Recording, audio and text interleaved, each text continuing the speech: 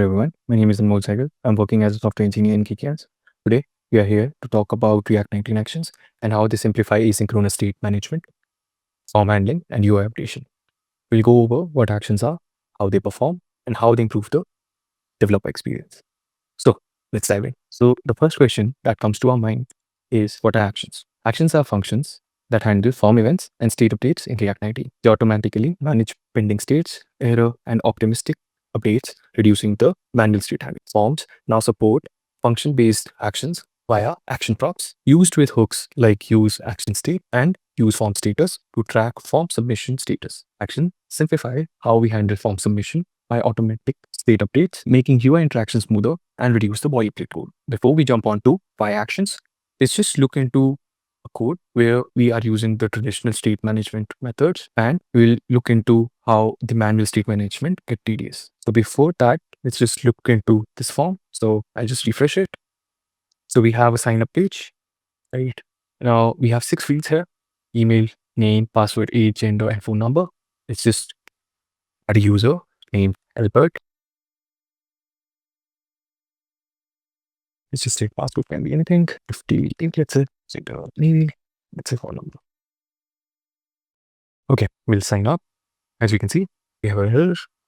We'll try to again sign up the user, and now it is successful. Again, I pressed on the sign up. As we can see, already the user is existing, so it will give us an error. Now let's move on to the code side. Now, if you look onto the code, for each input field, we have a separate state. Like for name, we have a state called name, and we are setting it off with set name. And we also have the other states that we are using to track the submission request. Now, if we also look onto input fields, as we can see, there is a repetition of code. So if we see on change, we are setting up the value, as you can see, and this is like kind of unnecessary that we are doing. We'll see how we'll refactor these two actions. We will not see all these on change and values there. But also, if we look on to handle submit function, we can see we are manually setting the set success, error, and loading before we are calling the API. Let's say if the API is successful, then we are setting up the set success here. If not, then we are setting up the error. And finally, once all of this is done, we are setting the loading state to false. Now, if you see, we can also see that on each change, let's consider like for name. So whenever there is a change in value, it will change the state and it will retrigger it. And this is not for one field, it's for all the fields, which may be affect the performance of the form. Let's go back to why actions now. Why actions, as we saw, manual state management is tedious. Form, as we saw that for tracking the submission, we had two pre-states: success, error, and loading, and by which we also created a custom handlers for submission and for UI updates. Now, action provides you automatic pending state management, which means that we don't need all these states. We can define the logic for the action function, and that's it. It kind of simplifies the code and reduce the boilerplate. We'll also look into it later. Now, let's jump on to what is useActionState. useActionState is a hook which manages local component state that updates when a form action is invoked. It enhances progressive enhancement by allowing forms to be interactive before hydration is completed. It works well with server component, but we can also use this function as a local component state in client-side application. We'll later look into it. Now, how it works. We are going to call useActionState at the top level of the component. So the parameter it requires is a form action function, which will execute when the form is submitted, an initial state, and a param link to ensure the state persistent in a dynamic content scenario. So in return, you'll get 3 values: current state, a new action, and is pending. Current state, which updates when the form action is run. Before that, whatever you would be passing, the initial state would be whatever you would be passing it to. Use action state. New action is, it will return a function that you are going to pass inside form action prop, and is pending flag will tell you whether the action is still running or not. So now let's just look into how we'll be refactoring our code. So we'll remove all the states that we were using for our inputs and also the states that we are using for our form tracking, right? So we will remove this, remove the import statement totally, and we'll comment this handle submit function because we are going to use some of the logic from here. Also, we'll remove this on submit as we are going to pass an action here, and also the repetitive code like on change and value that we were using, completely remove.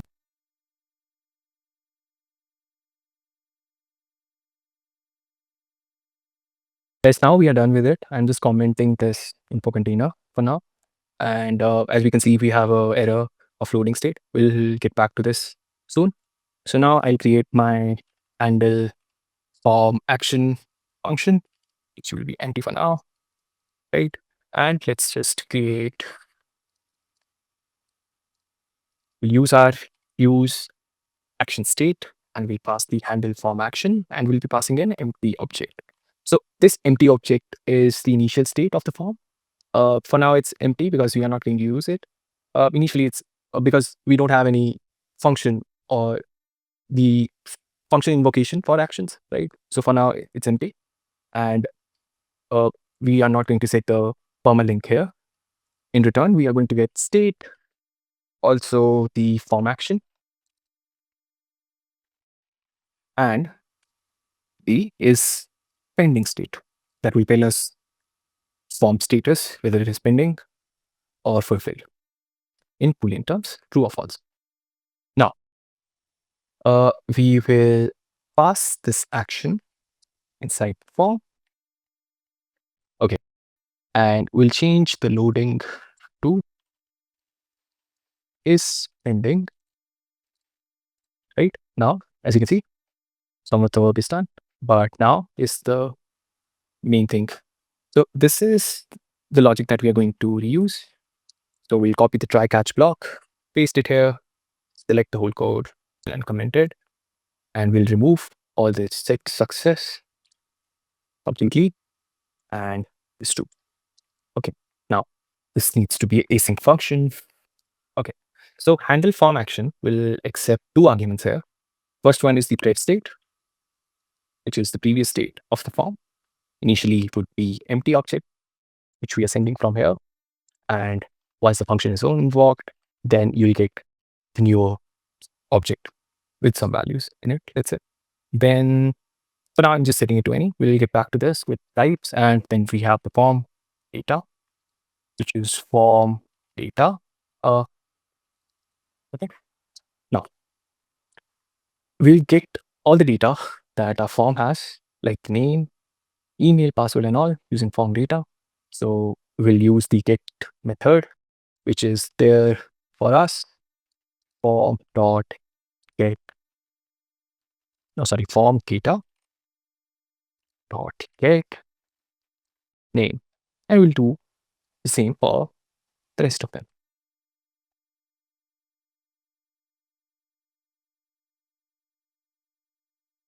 And we are done. Now, you can see there is an error here, right? So argument type this is not assignable to parameter of type void, right? Because we are not sending out our data, that's why this error is moved.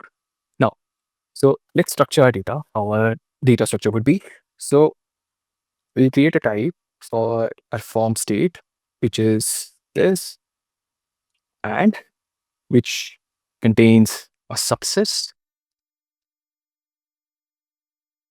which is a string.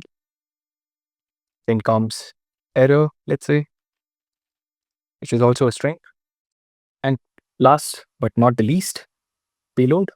I'm just passing it. There is no use, but I'm just showing it for curiosity. This is payload for us. Now, you'll be having, so form, the previous state would be having of type form state, and we are going to send a promise from here, which contains state. Now you can see another error because we are not sending anything from here. Now, as you can see, this is totally removed. Let's just define our types. So argument types, so first argument type would be for the state, and second would be for this form data. Okay. So it will be like form state, and another one would be form data. Good. Right. Now let's just return something from here, and then we'll be using those values. So in return, as everything goes well, we are going to return an object which will contain success and the payload, which is our form data. So success, which is a data message. We'll be getting some message from the backend here. So yeah, I'm just putting it onto success. I'm assigning it to this, and we have a payload, and we run, right? And we need to do something similar for error as well. But instead of that, we're going to do this.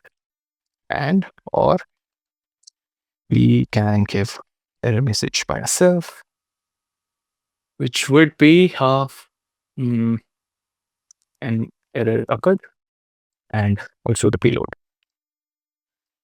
just form data for us. Okay. Now, as you can see, an error can be of any type, right? So I'm putting it in and we are done. Now, we can see we are not using the state. Also pref state, if you see, we are not using it. So I'm replacing it with underscore. And we are going to use those state values here. So state dot success, state dot success, state dot error, and state dot error here as well. Now, let's just see how it is working now. Give me a sec. Yeah, where it is. So we're going to see this name. Let's just say on doe email dot activate example.com. Password can be anything. Age, let's say 45, and some can be anything. Sign up. User is successful. As you can see here, the whole form is reset, right? And you can see only the success message here. Now, I show you about the pending state, making it little this way, this 3, and we are going to roll it. I'm going to use same values as initial. You'll see the error. And let's say this, gender mail. See, you saw the loading state, right? It is because of the pending flag that we are using. See how much code refactoring is being done for us. I can see there, if I remove this, give me one sec. Okay, sorry. Remove this. See, code looks much more cleaner than before. And there are no annual states that we are using here. Isn't it cool? So this is how we use state action. Now, let's look into some of the caveats that use action state has. It must be created at the top level of component, and the action function receives the previous state as an extra argument, as we saw in our handle form action function, right?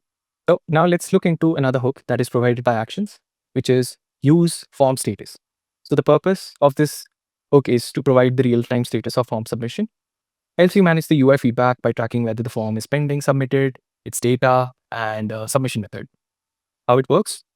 You can only use this in a component which are inside the form. It kind of returns a status object which has pending, data, method, and action. Pending, it tells you whether the form is in pending state or fulfilled state. Then the data, it's about the form data that is there. Null, if nothing is passed. Method, get or post. And the action is basically reference to the function which we have passed inside the form action form.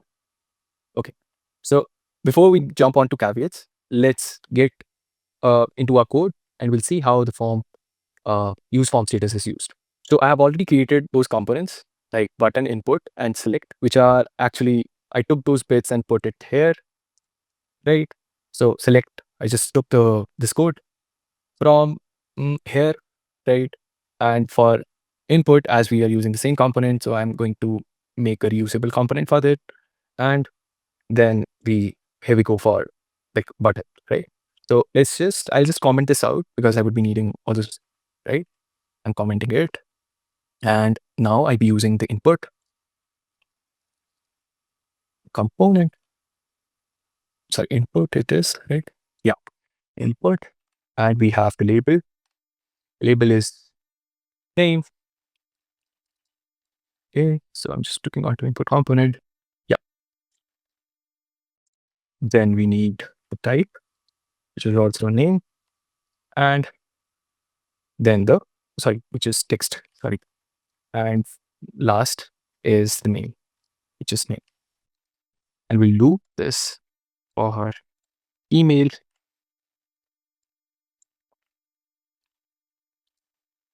Sorry. Email type is also email and then the name, right? And let's just do something similar for the password.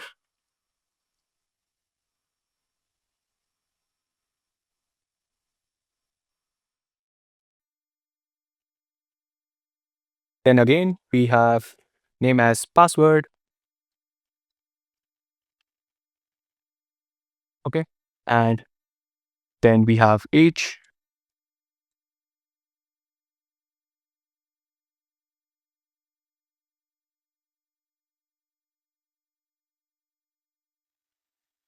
Here using number. Cipher. Yeah. And last is select component that we are using. And then it's input. Then it's for, I think we are missing something. Gender is done. So now I think the phone number is left. So label phone and type also, it will have the tel and then phone and we are done. So now let's just remove this.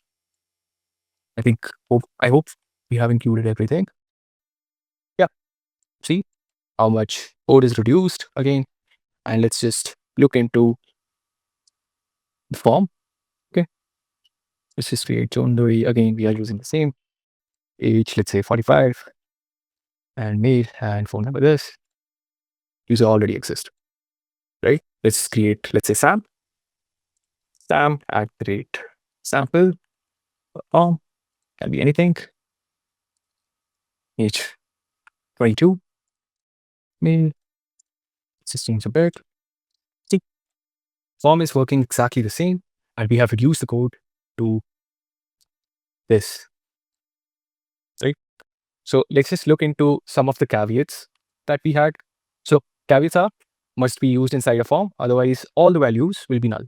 Only tracks the nearest variant to form, not forms in the same or child component. So what are the key takeaways? React 19 introduced action to simplify handling async operations like form submission, pending states, and errors. No need for manual state management. React now tracks pending success and error state automatically. Forms now support function-based action using useActionState, reducing the boilerplate code. useFormStatus provide real-time form submission track, helping with the UI updates. Improve developer experience, less state management, cleaner code, and better performance. So that's it for useActionState, useFormStatus. I hope you get to know more about React 19 actions. Thank you, everyone. Thanks for joining in and happy coding.